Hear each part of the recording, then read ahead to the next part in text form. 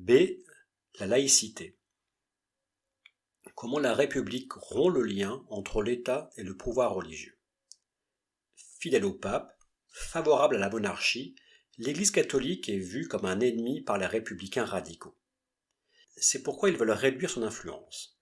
Ainsi, les lois scolaires de 1881-1882 mettent en place un enseignement laïque, dégagé de l'influence du clergé qui joue alors un rôle actif dans l'enseignement à travers l'action des congrégations religieuses. Laïque désigne à l'origine ce qui n'appartient pas au clergé. Dans la tradition catholique, les fidèles sont des laïcs qui doivent obéir au clergé. C'est par l'affirmation de la liberté individuelle que les républicains s'opposent à l'Église, au clergé, et défendent une nouvelle valeur, la laïcité. On qualifie les républicains hostiles à l'Église catholique d'anticléricaux. L'anticléricalisme n'est pas une pensée hostile à la religion, mais une pensée qui rejette l'influence des religieux sur les consciences. Il s'agit de rendre les citoyens libres, ils doivent posséder leur libre arbitre sans être influencés par le clergé en matière séculière. Séculier s'oppose à spirituel. Les républicains reconnaissent la liberté de croyance et donc le rôle du clergé comme autorité spirituelle des croyants. Par contre, ils refusent que le clergé soit une autorité pour ce qui concerne la vie en société. Pour les républicains, la religion ne doit plus influencer la vie en société. C'est ce qu'on appelle la sécularisation. Dans un discours de 1880, où il défend son projet d'école publique, Jules Ferry explique avec clarté les principes de la laïcité nés de la sécularisation.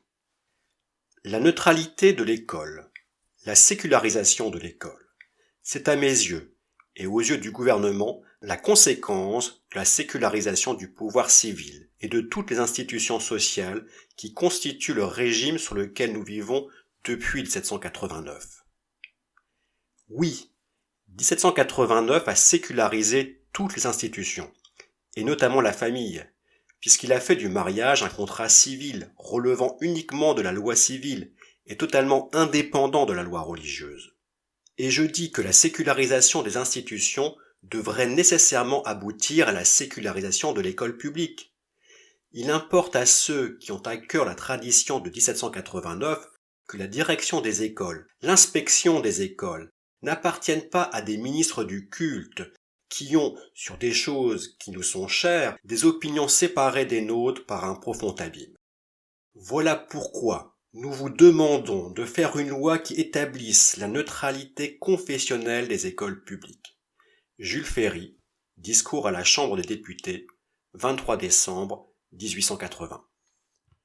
L'anticléricalisme est particulièrement important dans la gauche républicaine chez ceux qu'on appelle les radicaux.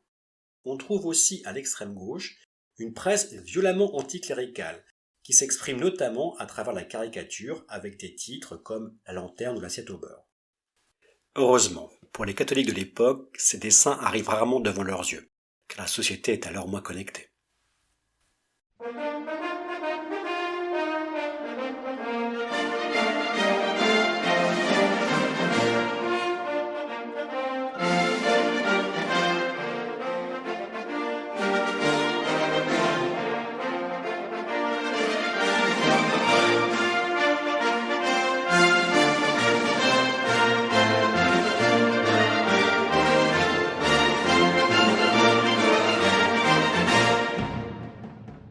Pour être bien compris, le combat anticlérical doit être remis dans le contexte d'une époque où l'Église catholique est encore très puissante et dynamique, avec des capacités d'encadrement de la population particulièrement importantes. Les grandes basiliques construites pendant la période sont aujourd'hui un témoignage de cette influence. Le Sacré-Cœur de Montmartre, à Paris, construit à partir de 1875 pour expier le péché de la Commune.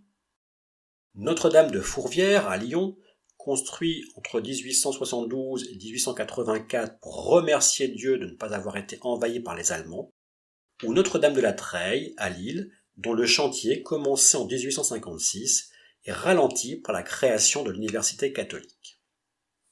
L'influence de l'Église se manifeste aussi à travers le développement d'une presse catholique très active, avec notamment le journal de la Croix. Grâce au Concordat de 1801, l'État a les moyens de contrôler l'Église. Les évêques et les curés de paroisse sont des fonctionnaires qui dépendent d'un ministère des cultes. La République pourrait chercher à mettre à son service l'Église, et certains hommes politiques l'envisagent. Cependant, au début du XXe siècle, les tensions entre le gouvernement, notamment celui présidé par Émile Combes, et la papauté obligent à mettre fin au concordat. Avec la loi de 1905 sur la séparation des églises et de l'État, la liberté de conscience et de culte reste garantie. Le clergé catholique ne reçoit plus de traitement de l'État et l'entretien des biens cultuels n'est plus à la charge des pouvoirs publics. Les églises paroissiales restent propriété des communes, les cathédrales propriété de l'État et l'Église catholique conserve un droit d'usage pour le culte. La loi de séparation des églises de l'État est mal acceptée par les catholiques. L'inventaire des biens de l'Église qu'elle impose est une source de tension dans les régions les plus catholiques.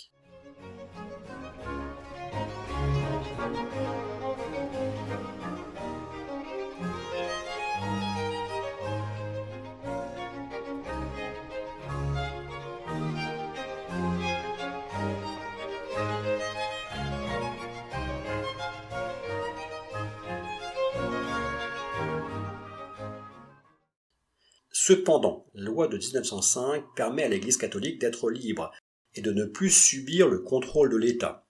Elle ne va donc plus chercher à influencer ce dernier. Sphère religieuse et sphère séculière sont désormais bien distinctes.